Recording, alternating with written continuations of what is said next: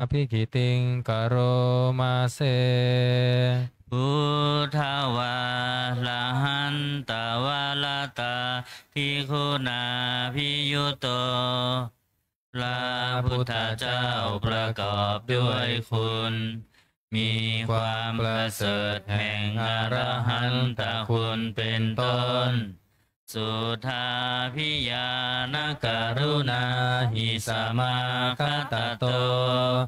พระองค์อันประกอบด้วยพระญาณและพระกรุณาอันบริสุทธิ์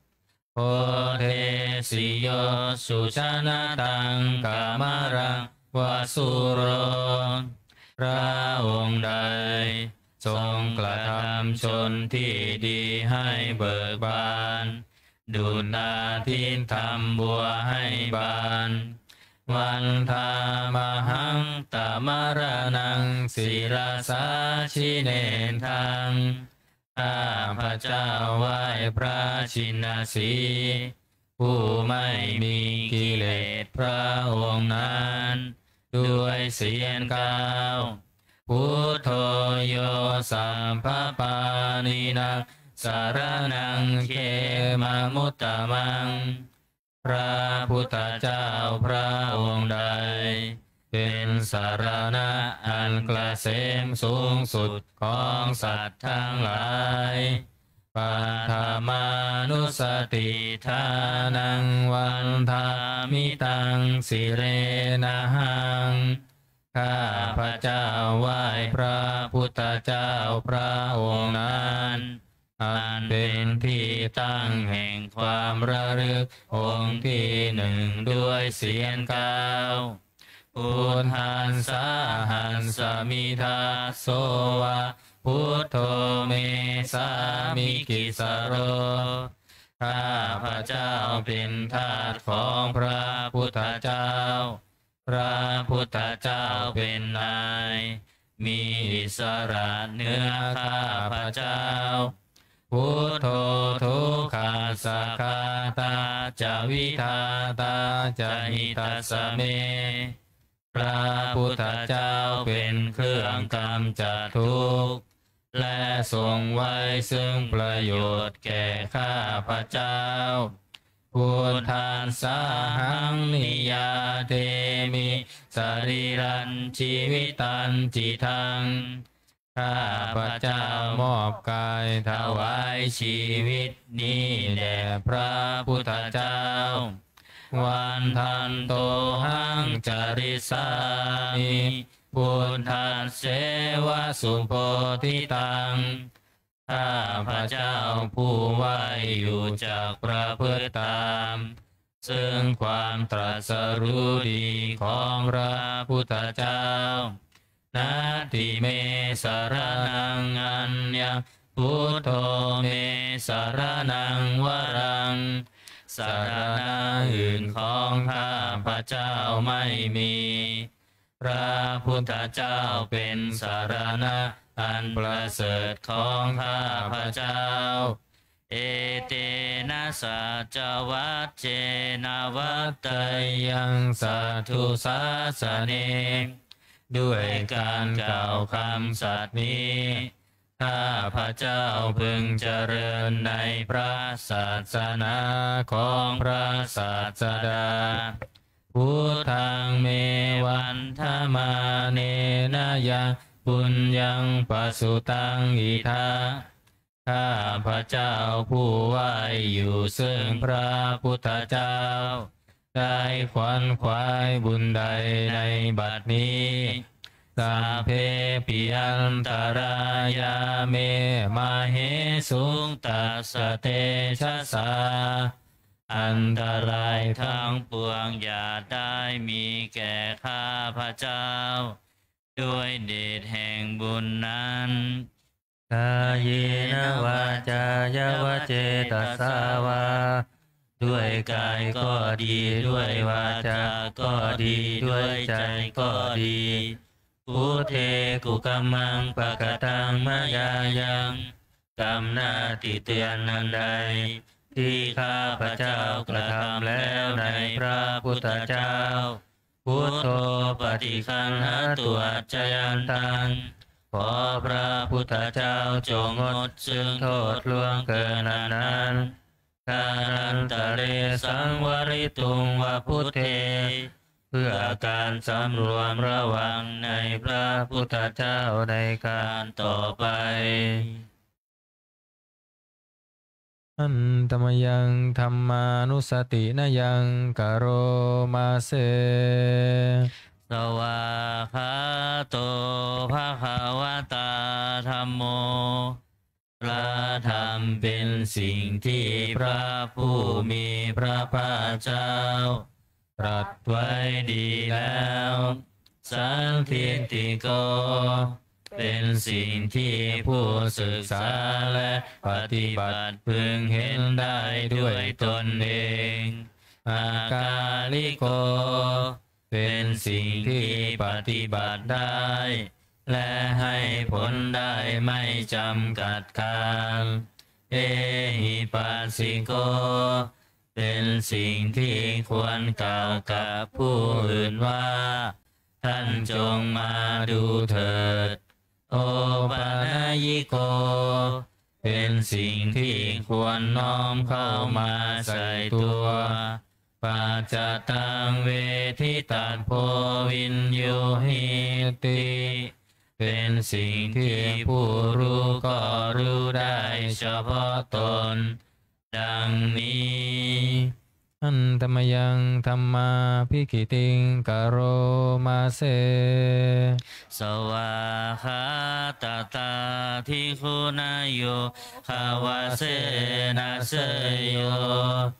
พระธรรมเป็นสิ่งที่ประเสริฐเพราะประกอบด้วยคุณคือความที่พระผู้มีพระภาคเจ้าตรัสไว้ดีแล้วเป็นต้นโยมัคคปากับปริยัติวิโมคขเพโทเป็นธรรมอันจำแนกเป็นมรรคผลปริยัติและนิพพานธัมโมกุโลกัปปตนาตถาทาลิธาลีเป็นธรรมทรงไว้ซึ่งผู้ทรงธรรมจากการตกไปสู่โลกที่ชั่ววันธามหังตามหารังวรธรรมเมตังข้าพระเจ้าไหว้พระธรรมอันประเสริฐนั้นอันเป็นเครื่องขจัดเสียซึ่งความมืดธัมโมโยสัพพปานินังสารนังเขมามุตตะมังพระธรรมใดเป็นสารณะอันเกษมสูงสุดของสัตว์ทั้งหลายทุติยานุสติทานังวันทามิตังสิเรนังข้าพระเจ้าไหว้พระธรรมนั้นอันเป็นที่ตั้งแห่งความระลึกองค์ที่สองด้วยเสียงกล่าวธรรมัสสาหันสมิทาโสวะธัมโมเมสามิกิสโรข้าพระเจ้าเป็นทาสของพระธรรมพระธรรมเป็นนายมีอิสระเหนือข้าพระเจ้าธัมโมทุกขังสัคคาตาจะวิทาตาจะหิตัสสะเมพระธรรมเป็นเครื่องกำจัดทุกข์และทรงไว้ซึ่งประโยชน์แก่ข้าพระเจ้าธัมมัสสาหังนิยาเทมิสรีรันชีวิตันจิตังข้าพระเจ้ามอบกายถวายชีวิตนี้แด่พระธรรมวันทันโตหังจาริสามิธรรมเสวะสุธรรมตังข้าพระเจ้าผู้ว่าอยู่จากประพฤติตามซึ่งความเป็นธรรมดีของพระธรรม นาทิเมสารนังอัญญังธัมโมเมสารนังวรังสารณะอื่นของข้าพระเจ้าไม่มีพระธรรมเป็นสารณะอันประเสริฐของข้าพระเจ้าเอเตนะสัจจวัชเชนะวัตเตยังสัตถุสาสเนด้วยการกล่าวคำสัตย์นี้ข้าพระเจ้าพึงเจริญในพระศาสนาของพระศาสดาธัมมังเมวันธมาเนนะยังปุญญังปสุตังอิทาข้าพระเจ้าผู้ไหวอยู่ซึ่งพระธรรมได้ขวนขวายบุญใดในบัดนี้สัพเพปิอันตรายาเมมเหสุตัสสะเทสสาอันตรายทั้งปวงอย่าได้มีแก่ข้าพระเจ้าด้วยเดชแห่งบุญนั้นกายเยนะวาจายวเจตสาวาด้วยกายก็ดีด้วยวาจาก็ดีด้วยใจก็ดีธัมเมกุกัมมังปะกตังมายายังกรรมนาติเตียงนั้นใดที่ข้าพระเจ้ากระทำแล้วในพระธรรมธัมโมปฏิคันหาตัวชยันตังขอพระธรรมจงงดจึงโทษล่วงเกินนั้นการันตะเรสังวริตุงวัฏเมเพื่อการสำรวมระวังในพระธรรมในการต่อไปอันตมยังสังขานุสตินยังกโรมาเสสุปฏิปันโนภะคะวะโตสาวกสังโฆสงฆ์สาวกของพระผู้มีพระภาคเจ้าปฏิบัติดีแล้วอุชุปฏิปันโนภะคะวะโตสาวกสังโฆสงฆ์สาวกของพระผู้มีพระภาคเจ้าปฏิบัติตรงแล้วยายาปฏิปันโนภะคะวะโตสาวกสังโฆสงฆ์สาวกของพระผู้มีพระภาคเจ้าปฏิบัติเพื่อรู้ธรรมเป็นเครื่องออกจากทุกข์แล้วสามีจิปฏิปันโนภะคะวะโตสาวกสังโฆสงฆ์สาวกของพระผู้มีพระภาคเจ้าปฏิบัติสมควรแล้วยะทิทางได้แก่บุคคลเหล่านี้คือจาตาริปุริสายุคานิอัตถาปุริสาบุคลาคู่แห่งบุรุษสี่คู่นับเรียงตัวบุรุษได้8บุรุษเอสาภะคะวะโตสาวกสังโฆนั่นแหละสงฆ์สาวกของพระผู้มีพระภาคเจ้าอาหุนายโยเป็นสมควรแก่สักการะที่เขานำมาบูชาพาหุนายโยเป็นสมควรแก่สักการะที่เขาจัดไว้ต้อนรับทักขินายโยเป็นผู้ควรลำทักษิณาทานอัญชลีการณิโย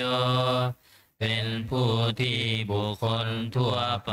ควรทำอัญชลีอนุตตรังปุญญเกตังโลกัสสติเป็นเนื้อนาบุญของโลกไม่มีนาบุญอื่นยิ่งกว่าดังนี้ อันตมยังสังฆาภิกิติงกโรมาเสสัทธัมมโช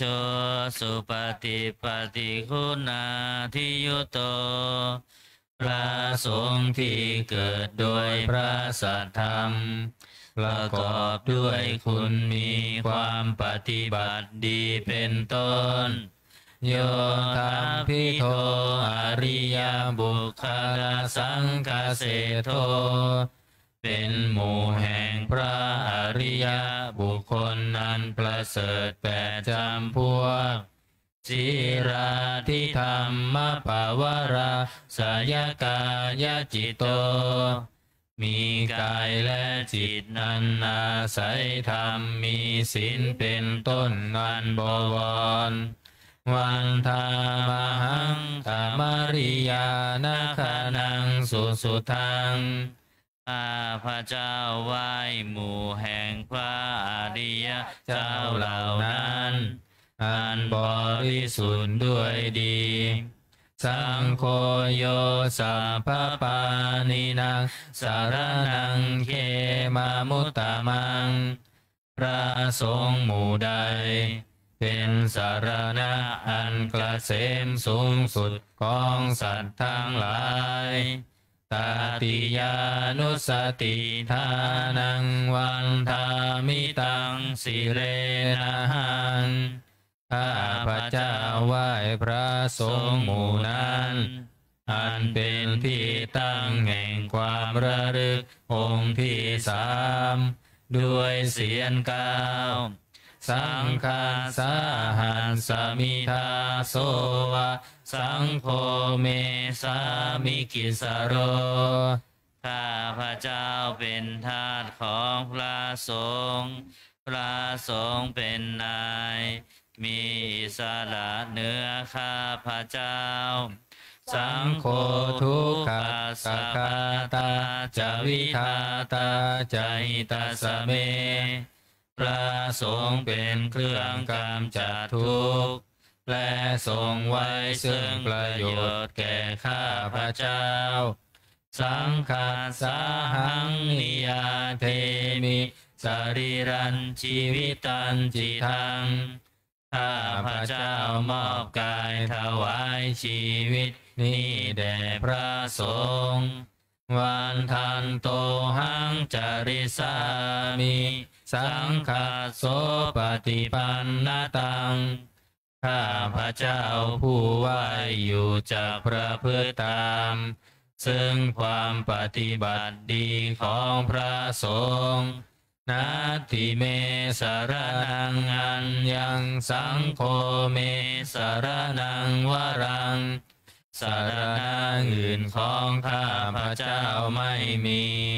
พระสงฆ์เป็นสารณะอันประเสริฐของข้าพระเจ้าเอเตนะสัจจวัชเชนะวัตตยังสัตถุสาสเนด้วยการกล่าวคำสัตย์นี้ข้าพระเจ้าพึงเจริญในพระศาสนาของพระศาสดาสังฆังเมวันธมาเนนะยังปุญญังปัสสุตังอิทาข้าพระเจ้าผู้ไหวอยู่ซึ่งพระสงฆ์ได้ขวนขวายบุญใดในบัดนี้สัพเพปิอันตรายาเมมาเหสุตัสสะเตชะสาอันตรายทั้งปวงอย่าได้มีแก่ข้าพระเจ้าด้วยเดชแห่งบุญนั้นกาเยนะวาจายาวเจตัสสาวาด้วยกายก็ดีด้วยวาจาก็ดีด้วยใจก็ดี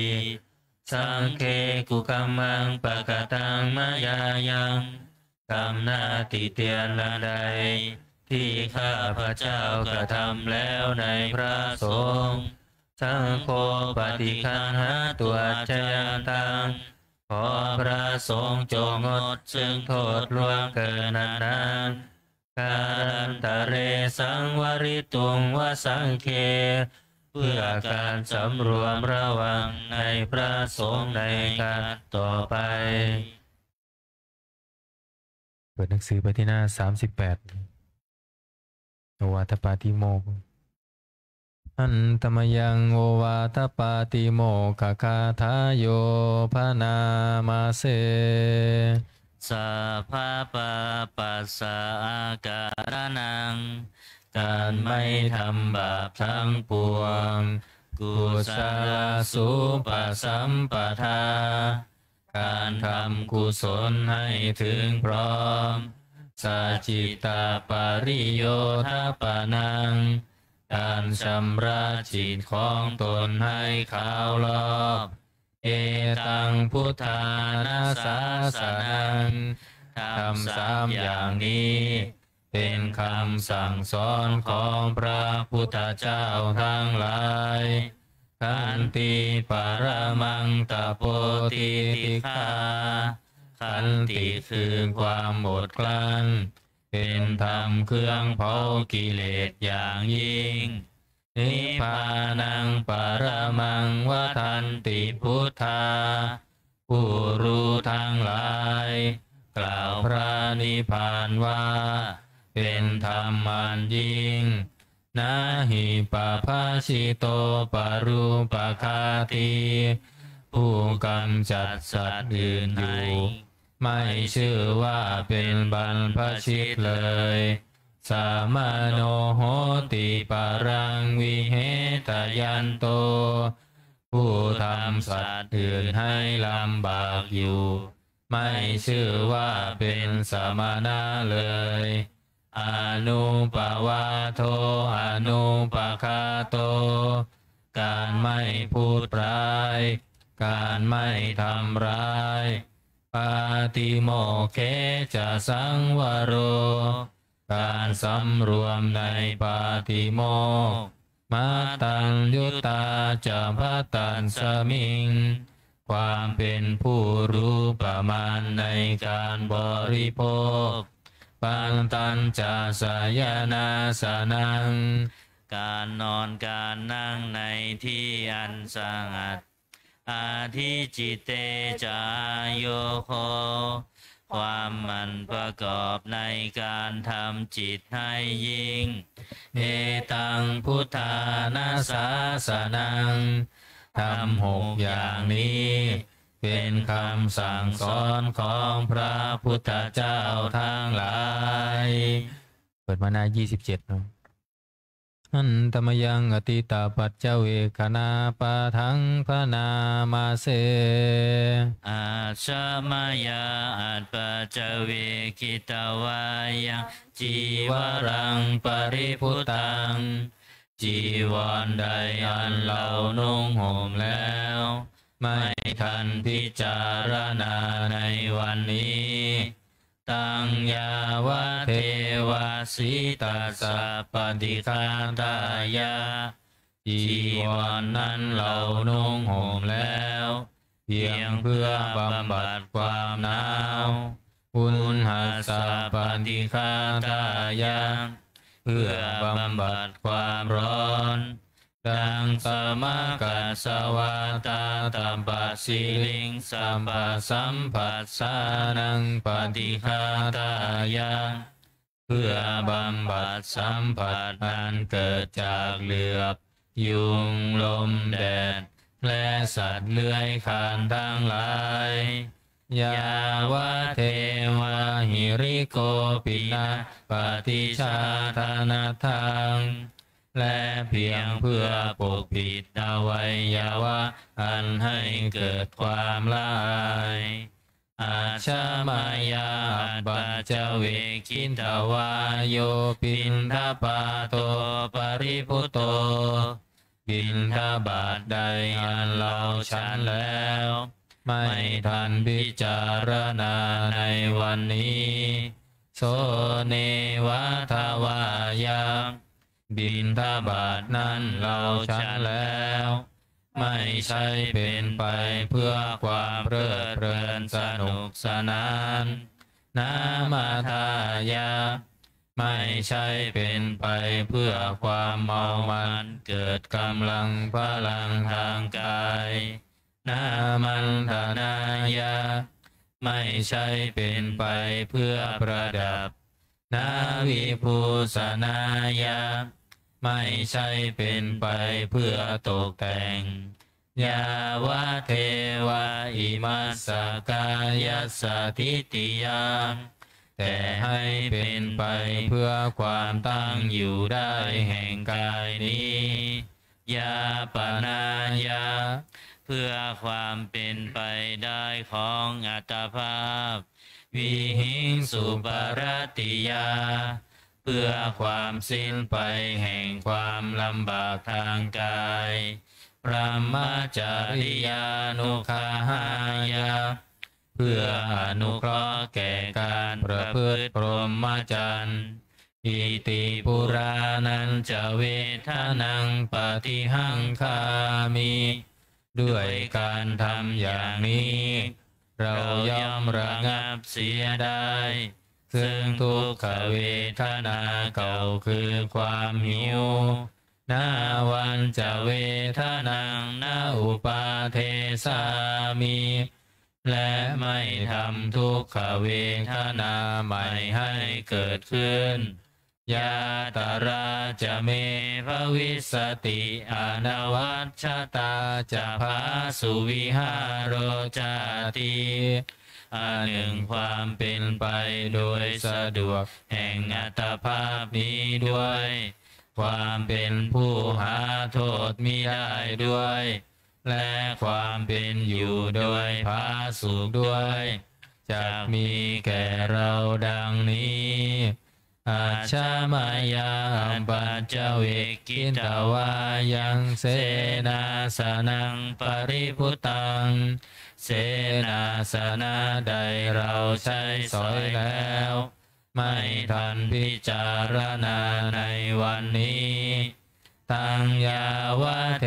วาสิตัสสะปฏิฆาตายาเสนาสนะนั้นเราใช้สอยแล้วเพียงเพื่อบำบัดความหนาวอุณหาสะปฏิฆาตายาเพื่อบำบัดความร้อนดังสมากาสวาตาตัมปัสสิริงสัมปสัมปัสสานังปฏิฆาตายาเพื่อบำบัดสัมผัสนั้นเกิดจากเหลือบยุงลมแดดและสัตว์เลื้อยคลานทั้งหลายยาวะเทวะอุตุปริสยวิโนทานังปฏิสัลลานารามัทธังเพียงเพื่อบรรเทาอันตรายอันพึงมีจากดินฟ้าอากาศและเพื่อความเป็นผู้ยินดีอยู่ได้ในที่หลีกเล่นสำหรับภาวนาอาชามายาปัจเจเวคิตวาโยคิลานะปัจจยาเพสัชชะปริคาโรปริพุตโตคิลานะเพสัชบริขารใดอันเราบริโภคแล้วไม่ทันพิจารณาในวันนี้โสยาวะเทวะอุปันนานะเวยาปาติกานะเวทนานังปฏิฆาตายาคิลานะเพสัชบริขารนั้นเราบริโภคแล้วเพียงเพื่อบำบัดทุกขเวทนาอันบังเกิดขึ้นแล้วมีอาพาธต่างๆเป็นมูลอาพยาปัชชาปรมัตตายาติเพื่อความเป็นผู้ไม่มีโรคเบียดเบียนเป็นอย่างยิ่งดังนี้อันตมยังอุทิศนาทิฏฐานาคาทายโยพนามาเสอิมินาปุญญากรรมเมนะด้วยบุญนี้อุทิศให้อุปัชฌายาคุณุตตรา อุปัชฌาย์ผู้เลิศคุณอาจาริโยปการาจา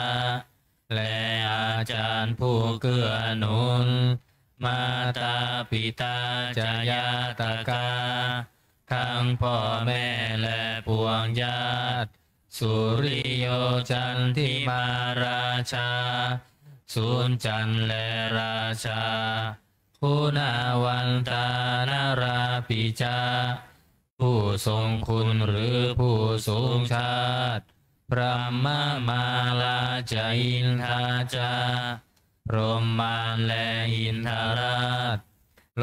กปาลาจะเทวตาทั้งถวยเทพและโลกบาลยาโมมิตามนุษย์สาจายมมาราชมนุษย์มิตรมัชฌตาเวริกาปิจาผู้เป็นกลางผู้จ้องผ่านสัพเพสัตตาสุขีโหนตุขอให้เป็นสุขสันต์ทุกทั่วหน้าอย่าทุกข์ทนปุญญานิปกตานิเมบุญพ้องที่ข้าทำจงช่วยอำนวยสุภาผลสุขังจติวิทังเทนตุให้สุขสามอย่างล้นทีปังปาเปทาโวมะตังให้รู้ถึงนิพพานพรันอิมินาปุญญกรรมเมนาด้วยบุญนี้ที่เราทำอิมินาอุทิเสนาจาและอุทิศให้พวงสัตว์กิมปาหังสุรเพเจวาเราพันได้ซึ่งการตัดตัณหุปาทานเฉทนังตัวตัณหาอุปาทานเยสันตานิหินาธรรมาสิ่งชั่วในดวงใจยาวานิพานโตมะมังกว่าเราจะถึงนิพพานนัสสันตุสัพพทาเยวามาลายสิ้นจากสันดานยัสสะชาโตภะเวภะเวทุกภพที่เราเกิดอุชุจิตตังสติปัญญามีจิตตรงและสติทั้งปัญญาอันประเสริฐสันเลโควิริยัมหินาพร้อมทั้งความเพียรเลิศเป็นเครื่องขูดกิเลสหายมาราระพันตุโนกาสังโอกาสอย่าพึงมีแก่หมู่มารสิ้นทั้งหลายกาตุนจาวิริเยสุเมเป็นช่องประทุษร้ายทำลายล้างความเพียรจมพุทธาธิปวโรนาโทพระพุทธผู้บวรนาถธัมโมนาโทวรุตตโมพระธรรมที่พึงอุดมนาโทปัจเจกพุทโธจาพระปัจเจกพุทธสมสังโฆนาโทตโรมามังทบพระสงฆ์ที่พึงพยองเตโสตมานุภาเวนะด้วยอนุภาพนั้นมาโรกาสังลาพันตุมาขอหมู่มารอย่าได้ช่องทัสสะปุญญานุภาเวนะด้วยเดชบุญทั้งสี่ปองมาโรกาสังลาพันตุมาอย่าเปิดโอกาสแก่มารเถิดวันนี้วันศุกร์สวดธรรมนิยามเปิดหนังสือมนต์พิธีเล่มเหลืองไปที่หน้า39นะโมตัสสะภะคะวะโตอะระหะโตสัมมาสัมพุทธัสสะนะโมตัสสะภะคะวะโตอะระหะโตสัมมา สัมพุทธัสสะนะโมตัสสะภะคะวะโตอะระหะโตสัมมาสัมพุทธัสสะพุทธังสังฆัจฉามิทุติยมปิสังฆังสารนังคัจฉามิตติยมปิพุทธังสารนังคัจ